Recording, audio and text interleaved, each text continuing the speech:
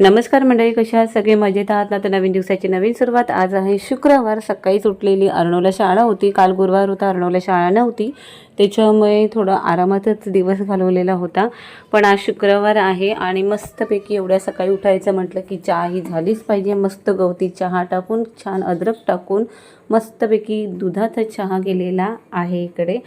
सोबत अमोलला आणि अर्णवलाही दिलेली. आंघोळ करून घेतली, आधी देवपूजा करून घेतली आणि मग मस्तपैकी चहा आधी करायलाच ठेवलेला आणि मग नंतर चहा मस्त उकळून उकळून उकळून छान होतं ना म्हणून. तर मी फुलं आणलेली होती ना, तर मी म्हटलं चला देवाला ना 2-2 दिवसांनी तरी फुलं बदलते आणि फ्रेश राहतात फुलं, त्याच्यामुळे असं वाटत नाही की खराब झाली आहेत. तर छान देवपूजा झालेली आहे, धूप लावलेला आहे. वाजले आहेत बरोबर 7:30. आता अमोल येतील आणि ना मी हे मागच्या साईडला ना भीमसेन कापूर ही लावते सकाळ सकाळी आणि रात्री झोपायच्या वेळेस, संध्याकाळच्या वेळेसही लावते. तर सकाळी अर्णव बरोबर जो चहा होतो ना, तो परत अमोल बरोबर पण माझा चहा होतो. अमोल ऑफिसला जायच्या आधी त्याला नाश्ता देते ना, त्यावेळी होतो. तर हे सगळं झाल्यानंतर मी अर्णवला आणायला गेली बरोबर 11:15 वाजता. अर्णव याचीच वाट बघत होती. घरी आल्यावर मस्त आईकडेच जेवायला गेली. आईने आमटी भात केला होता, हे बघा. आणि ना हे बटाट्याचे काप आहेत जे फ्राय केलेले आहेत मच्छीसारखे. ह्याच्यासाठी ना आमच्याकडे घरामध्ये भांडणं असतात, तर म्हणजे रितू आणि अन्वी आणि अर्णवमध्ये.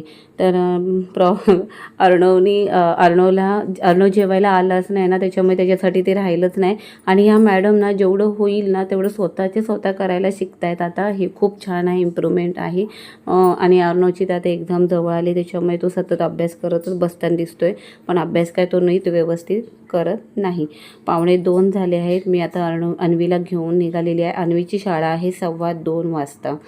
तर घरी आत्ता 2:45 वाजता आली अन्वीला सोडून. तर मी घरात बघा पसारा केवढा आहे.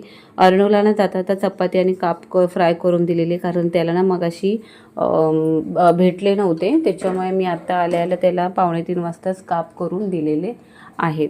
तर मस्त म्हणजे अद्रक लसूणची पेस्ट लावायची, मसाला हळद गरम मसाला लावून घ्यायचा आणि रव्यामध्ये किंवा आपलं तांदळाचं पीठ असेल ना त्याच्यावर फ्राय केला तरी छान लागतं.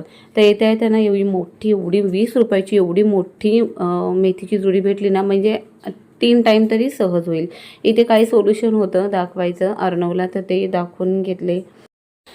ते एवढ्या थंडीमध्ये ना ठरवलं मिसळपाव करायचं आणि आई वगैरे आलेले आहेत ना, तर म्हटलं मिसळपाव करू काहीतरी वेगळं, म्हणून मस्तपैकी मटकीची उसळ केलेली आहे. पाव मागवला, फरसाण मागवला आणि मस्त अशी चवदार मिसळ बनवलेली आहे. बाय, टेक केअर, काळजी घ्या.